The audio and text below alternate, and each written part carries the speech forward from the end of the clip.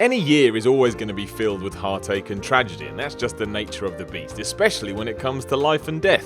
You're never going to get through a 12-month period without some famous faces and heroes passing away, and that straight up sucks. The least we can do is try and pay tribute to the fallen though, and while this isn't an extensive list, it's hopefully a solid recollection of those we lost in 2017. I'm Simon from WhatCulture, and this is 16 wrestlers who died in 2017.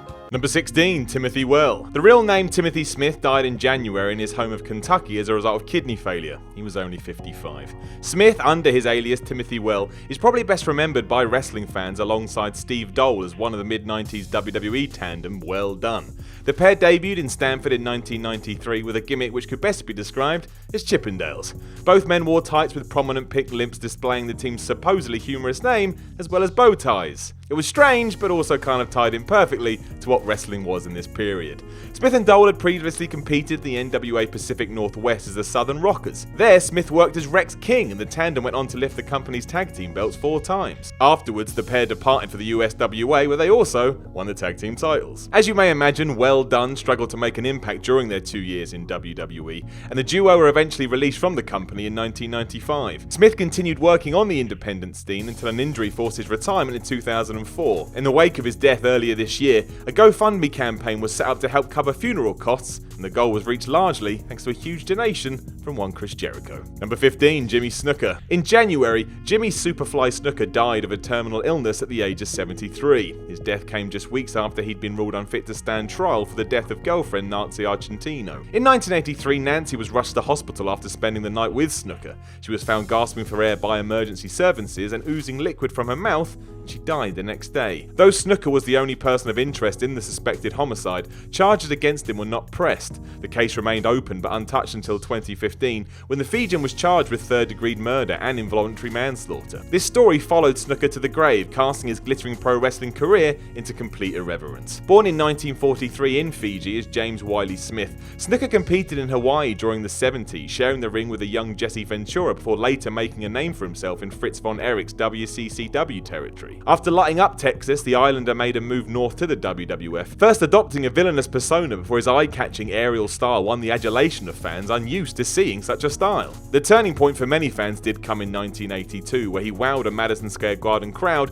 with a death-defying leap from the top of a cage in a contest against Bob Backlund. What's often forgotten is that Backlund actually won the match second later. Throughout the mid-80s, Snuka's popularity continued to blossom, and he found himself the centre of a famous angle alongside the region's top heel, Roddy Piper. This peaked, of course, when the Scot memorably smashed a coconut over Superfly's head. The emergence of Hulk Hogan effectively ended Snuka's spell at the top of the WWF, and in 1986 he left for the AWA for the remainder of the decade. He made sporadic appearances for Vince McMahon's group thereafter, and notably served as the first victim to The Undertaker's WrestleMania streak back in 1991. In terms of what his legacy is today, other than the controversy, Snuka's daughter Serona has worked for the company since 2010 as Tamina. However, what will actually happen in terms of the history books, we'll have to wait and see. Number 14, Chavo Guerrero Sr. Chavo Guerrero Sr., brother of Eddie and father of Chavo Jr., passed away in February at the age of 68 after a short battle with cancer. Born on the 7th of January 1949 and the son of EMLL legend Gory Guerrero and one of 4 brothers who would follow in their father's footsteps by entering the wrestling industry, he first made his name in Japan before relocating to California to compete for NWA Hollywood, where he feuded with one Roddy Piper, picking up the NWA America's Heavyweight Championships 15 times in the process. Chavo's real first national exposure came when teaming with his brothers Mando and Hector in the AWA, but it wasn't until later life that he got mainstream attention. Son Chavo and brother Eddie became the latest in the Guerrero line to step into the ring, and they each forged successful careers in WCW and WWE, where Chavo Sr. joined them in 2004 under the inspired name Chavo Classic. Though he was largely employed in a light-hearted role, Chavo nevertheless became the oldest WWE Cruiserweight champion in history, where he defeated his son and Spike Dudley on an episode of SmackDown.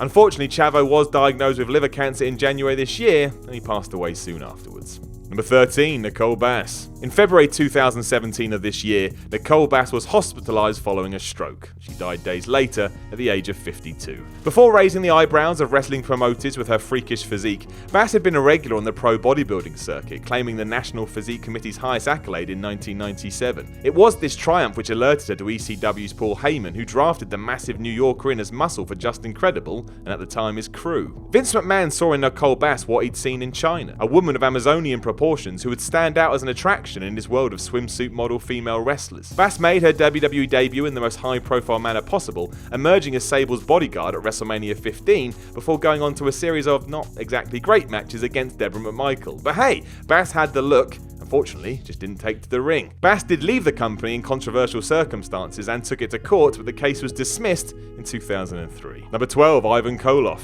Former WWF World Heavyweight Champion and Wrestling Observer Hall of Famer Ivan Koloff died in February after suffering from liver cancer. He was 74. Born in Montreal, Canada, Koloff became a major heel for Vince McMahon Sr., portraying a Soviet villain billed from the Ukraine. The evil foreigner gimmick was at its peak of effectiveness in the 70s, and when the Russian Bear finally ended hero Bruno Sammartino's colossal 7-year-plus world title reign in 1971, there were genuine fears of a riot.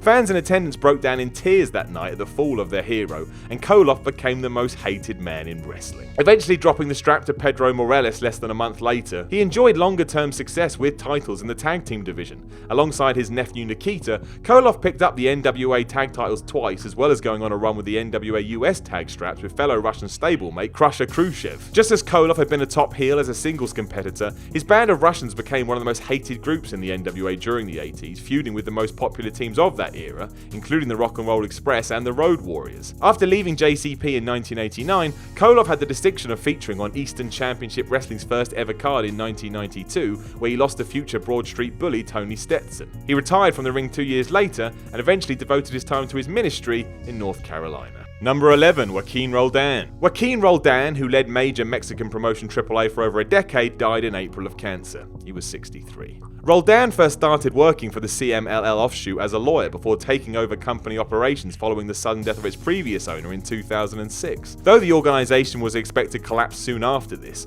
Roldan and his family managed to keep it afloat, even helping it expand into North America thanks to their involvement in Lucha Underground. In recent times, however, political issues behind the scenes and the slump in the Mexican peso brought on by trade uncertainty with the US saw the company enter choppy waters. For several years after assuming the helm of AAA, Roldan also appeared as an on-screen authority figure, and even had a feud with AAA mainstay Conan. The latter's departure precipitated a gradual decline in Roldan's television work. There had been hints of ongoing health concerns for some time before Roldan's death, though he and his wife were regular fixtures in the front row of AAA events. However, the boss became an increasingly rare sight as rumours about his ailing well-being circulated. At Triple Mania in August 2016, the director was inducted into AAA's Hall of Fame in a move widely criticised at the time, but one which made perfect sense after Roldan did pass away. Number 10, Outlaw Ron Bass. Only 68 years old when he passed away in March of 2017, Outlaw Ron Bass was rushed to hospital after his appendix burst and died as a result of complications from surgery. Born Ronald Hurd, he began his wrestling career in 1971,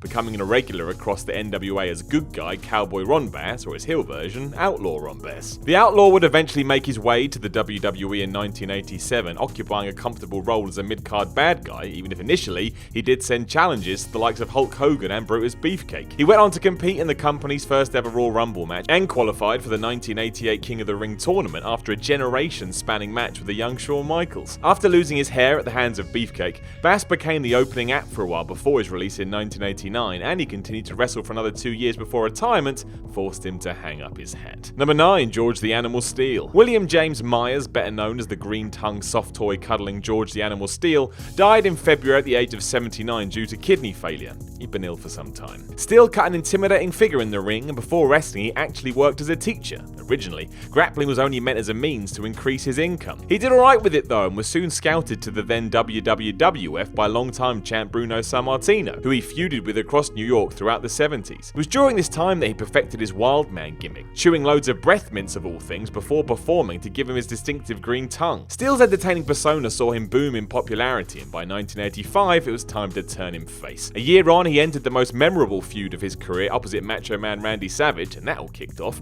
because of the Animal's apparent obsession with Miss Elizabeth. The two went at it at WrestleMania 2, but the high point of their program came a year later in front of 78,000 fans at the Pontiac Silverdome when the Animal directly interfered in Savage's legendary match against Ricky Steamboat, costing him the victory. Steele retired a year later after being diagnosed with Crohn's disease, but continued making occasional appearances in wrestling, including a brief stint as part of the Oddities in 1998. In his post-in-ring career, career, he turned his hand to movies, memorably starring in Tim Burton's Ed Wood as Swedish grappler Tor Johnson, a man he was regularly confused for throughout his early career. Number 8. Matt Anoa'i. Matt Anoa'i, brother of Roman Reigns and better known as one-time WWE superhero in training Rosie, died this April of congestive heart failure. Came 10 days after his 47th birthday, just way too young. After dreams of playing pro football subsided, Matt would embrace the family business and he would eventually get to the WWE when they signed him with cousin Eddie Fatu. The pair received their big break in 2002 when they were called up to Monday Night Raw as Eric Bischoff's 3-minute warning, which for the record, I loved. After the team disbanded, Rosie would be transformed into the aforementioned superhero in training alongside Hurricane Helms, where the pair would even win the tag team titles.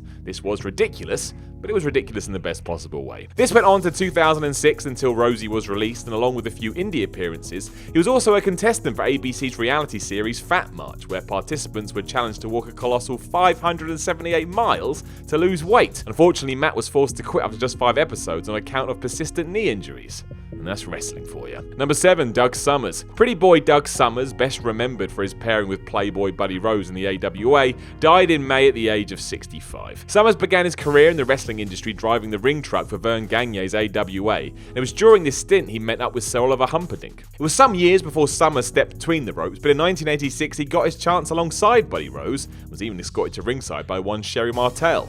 They even beat future stars Scott Hall and Kurt Hennig for the tag titles in May of that year. They followed that up with a feud against the Midnight Rockers, eventually relinquishing the straps to them in January 1987. After he and Rose split, Summers continued to potter about on AWA's tag team scene, and he did turn up in WWF and WCW as enhancement talent as well, and he landed a spot on the Halloween Havoc 91 card where he lost to Van Hammer. Summers was taking wrestling bookings as recently as 2011 at the age of 59, which just proves how much he loved the sport of kings. Number 6. Mr. Pogo. Tetsuo Sekigawa, or Mr. Pogo, passed away in his hometown of Gunma at the age of 66 this June. He suffered a cerebral infarction whilst undergoing surgery. During his time at Cho College, Pogo crossed paths with classmate and future wrestling star Jumbo Tsuruta. The latter would go on to compete at the 1972 Olympics after ousting his sparring partner from Japan's representation. After missing out on his amateur dream, Sekigawa turned pro, joining New Japan just 2 weeks after it was founded. His tenure there was short-lived, and a year after his debut, Pogo headed to Canada to compete in Stampede Wrestling as Judo Lee,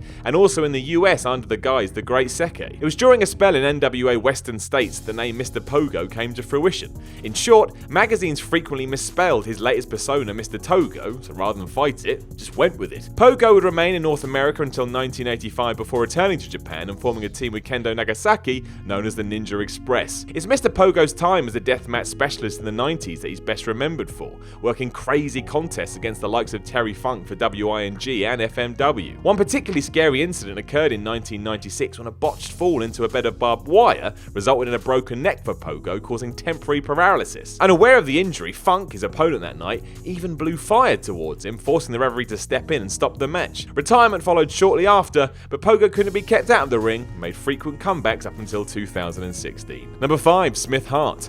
In January 2016, Smith Hart, Brett and Owen's brother, was diagnosed with prostate and bone cancer. The disease became terminal after spreading to his hip, and Smith entered hospice care before dying in July at the age of 68. Smith Hart was the eldest son of Stu Hart's 12 children. Like most of the Harts, Smith laced up the boots to work for his father's Stampede promotion, as well as travel to Japan and for Carlos Colon's World Wrestling Council. Amongst WWE fans, Smith will best be remembered for his occasional involvement with Brett in the company, most notably when he came to his younger sibling's aid during his blood feud against Mr. McMahon at WrestleMania 26. Up until his death, Smith was involved in Calgary's Hart Legacy wrestling promotion alongside his son Matt, meaning quite literally the Hart legacy does continue to live on in many ways, even in 2017.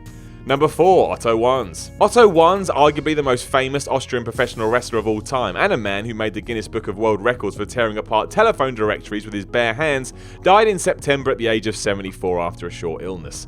At 6'2" and 375 pounds, Wanz was a beast, and a US tour of his Catch Wrestling Association in 1982 brought him to the attention of Vern Gagne. Wanz appeared for Gagne's AWA during his spell in the States, and even won the title from Nick Bockwinkel. Apart from the phone book shredding, Wanz's other claim to fame claim was being the only man to slam both Andre the Giant and Yokozuna, a feat even Hulk Hogan couldn't match, no thanks to a malfunctioning camera at King of the Ring 93. Wanz called it a day in 1990, but he continued to promote within the business up until the new millennium. Post-retirement, he remained a minor celebrity in his home country, often appearing in commercials and some films too.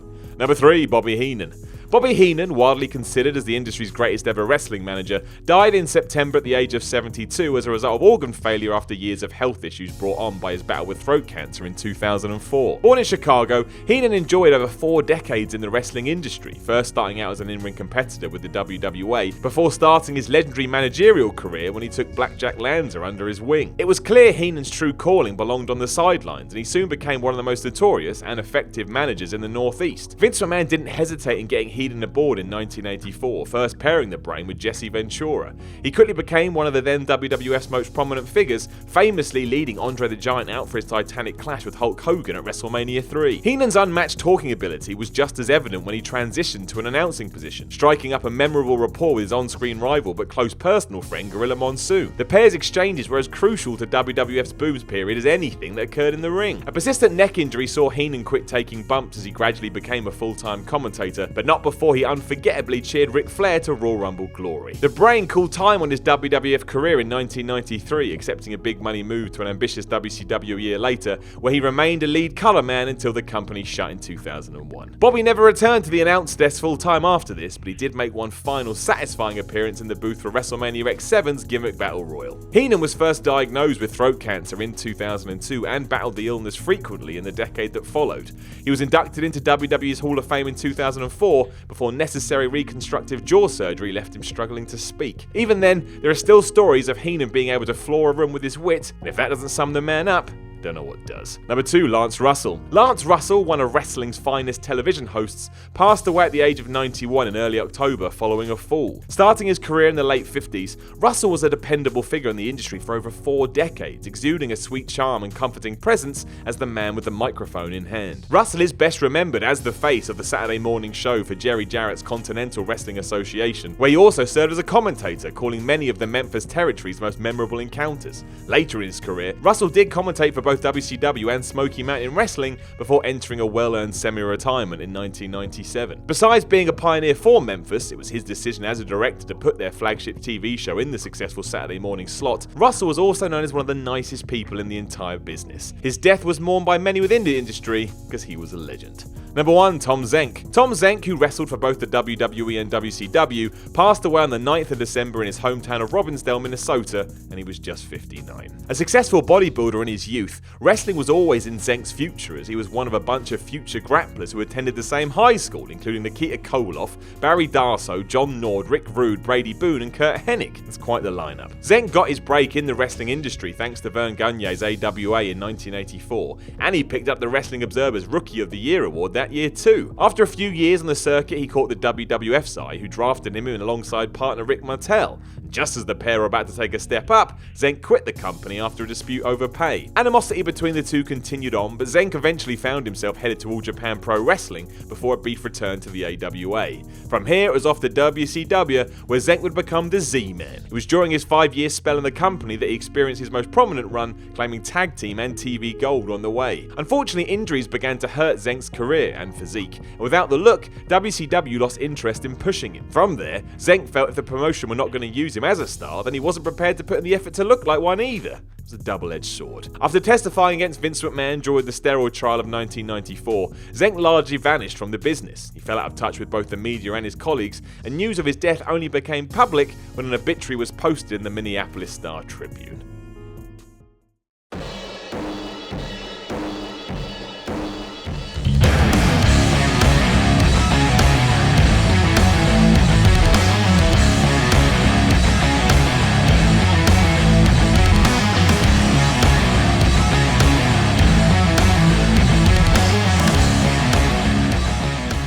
Hey guys, thanks for watching the video. Don't forget to subscribe below, and if you're looking for more content like this, then try a few things that are floating about around my ears. Might be fun. I can't promise it though, but it might be.